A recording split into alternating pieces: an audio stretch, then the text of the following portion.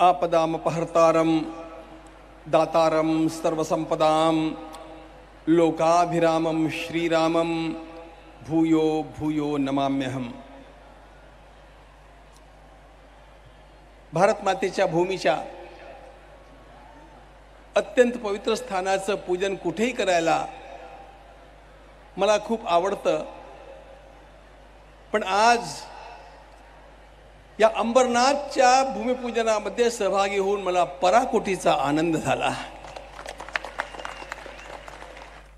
या ठिकाणी तो अत्यंत मोठा संकल्प आपण लोकांनी साकार करण्याचं ठरविलं आणि संपूर्ण या स्थानाचा काया पालट जणू करता आहात, ही अत्यंत मोठी अभिनंदनीय बाब है।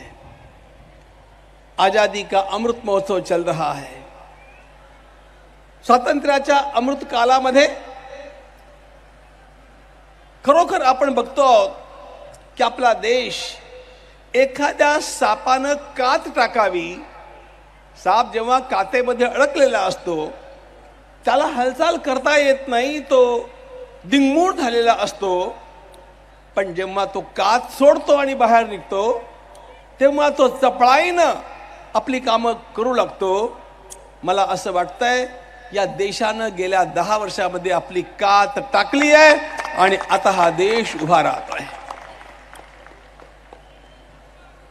काय काय ऐकतो आहोत आपण, जे ऐकतो ते अविश्वसनीय वाटतंय। कधी वाटलं नव्हतं की 370 कलम हटेल, कधी वाटलं नव्हतं की आमचा काशीचा विश्वनाथ इतक्या दिमाखात डौलात उभा राहील, कधी वाटलं नव्हतं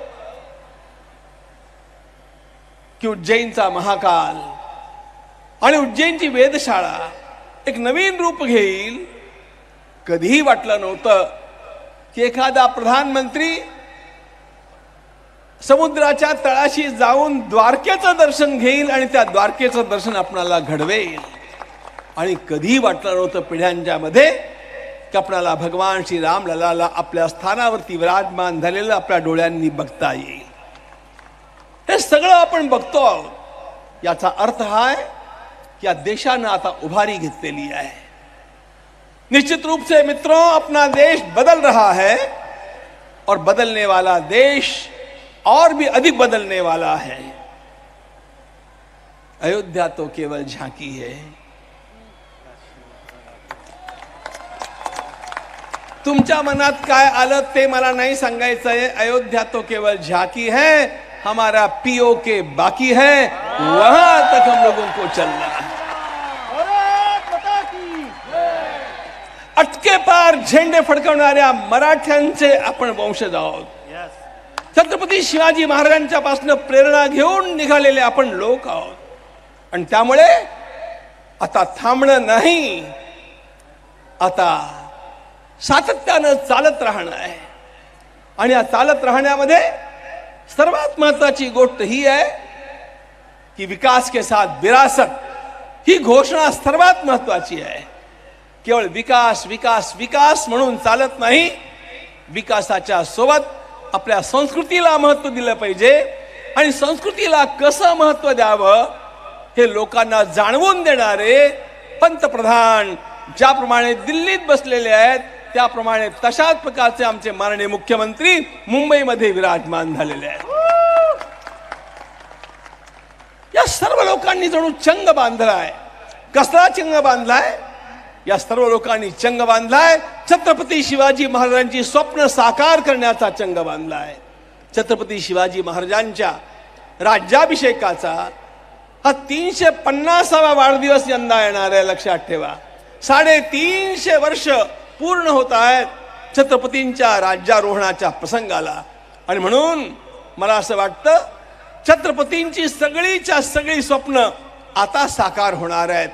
आणि त्या स्वप्नामध्ये अंबरनाथ या ठिकाणी घडलेला इतिहास, घडत असलेला इतिहास हा अत्यंत महत्त्वाचा वाटतो, कारण या ठिकाणी 1000 वर्ष वाट पाहत असलेला भगवान कैलास राणा चंद्रमौळी बसून राहिला की कोणीतरी येईल आणि या ठिकाणी जीर्णोद्धार करेल। कोणीतरी येईल आणि या अंबरनाथाला जगाच्या नकाशावरती पोहोचवण्याचा प्रयत्न करेन. आणि मला खात्री झाली आहे आज खरोखर हे सगळं दृश्य बघून की आमचे माननीय खासदार शिंदे साहेब हे काम करून दाखवतील. आणि त्यांना जे काही हवंय, त्यांच्या टीमला जे काही हवंय त्याचं वचन मुख्यमंत्र्यांनी दिलेलं आहे ते लक्षात त्यांनी ठेवलं मात्र पाहिजे.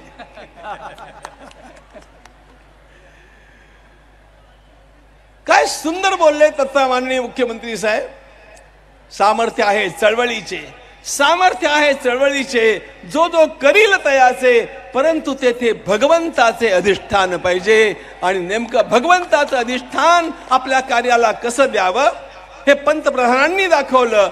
आणि तोच कित्ता, अगदी खरं सांगतो तुम्हाला, तोच कित्ता माननीय बाळासाहेब ठाकरे गिरवत होते आणि तोच कित्ता आमचे माननीय मुख्यमंत्री गिरवत आहेत. ही अत्यंत महत्वाची गोष्ट आहे. भगवंताचं अधिष्ठान, या देशाचा प्राण भगवंताचं अधिष्ठान आहे, लक्षात ठेवा. या भगवंताचा सगळा इतिहास वाचा, सगळा इतिहास नीट चाळून बघा. ज्या ज्या देशावरती मोगलांचं आक्रमण झालं त्या देशातल्या सगळ्या संस्था संपून गेल्या, सगळी प्रार्थना स्थळं उद्ध्वस्त झाली, सगळ्या लायब्रऱ्या, सगळी ग्रंथालय जाळली गेली. कुणाला पुन्हा उभं राहता आलं नाही. फक्त उभा राहणारा देश हा भारत देश है, लक्षात ठेवा. केवळ भारत. ईरान मिस्र रूमा सब मिट गए जहां से, अब तक मगर है बाकी नामो निशा हमारा, अब तक मगर है बाकी नामो निशा हमारा. कुछ बात है कि हस्ती मिटते नहीं हमारी, कुछ बात है. और ये जो कुछ बात है ना, वो क्या है? वो यही बात है कि छत्रपति शिवाजी महाराज जैसे लोग आते हैं और पुनः इस धर्म को अपना गौरव दिलाते हैं. छत्रपति शिवाजी महाराजांनी आपल्या समोर जे स्वप्न ठेवलं होतं ते विराट स्वप्न साकार होत असताना यामध्ये सहभागी होणाऱ्या आपल्या सर्वांचं अभिनंदन करण्याकरता मी या ठिकाणी आलो. आणि हे सगळं कार्य केवळ महाराष्ट्रापुरतं नव्हे, अंबरनाथपुरतं नव्हे. अंबरनाथचा विकास झाला पाहिजे, पण अंबरनाथच्या विकासासोबत अंबरनाथचा भगवान अंबरनाथ तो पण गौरवाला पोहोचला पाहिजे. हे ज्याप्रमाणे आपण करतात त्याप्रमाणे अख्ख्या महाराष्ट्रात करण्याची आवश्यकता आहे. हे जेव्हा कळेल आणि महाराष्ट्रात अशा प्रकारच्या भगवंताच्या अधिष्ठानाचा विकास जेव्हा केला जाईल तेव्हा हा महाराष्ट्र खराखुऱ्या अर्थानं उभा होईल. आपण त्याची उपेक्षा केली, याचा परिणाम दिल्लीच्या राजकारणामध्ये महाराष्ट्र पिछेहाट होत गेला, सतत मागे पडत गेला.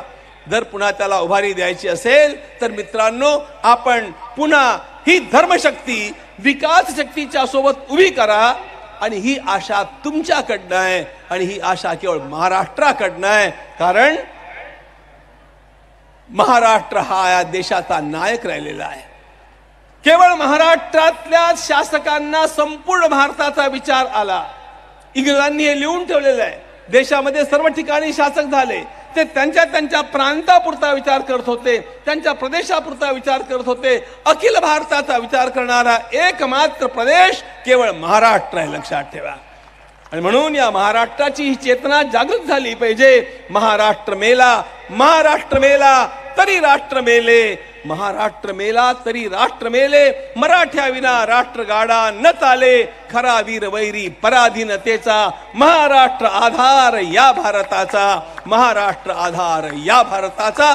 तो उभा करण्याचं काम हे पिता पुत्र करतायत आणि त्यांचे सगळे सहकारी करतायत. त्या सर्वांचं त्रिवार अभिनंदन अभिनंदन अभिनंदन. भारत माता की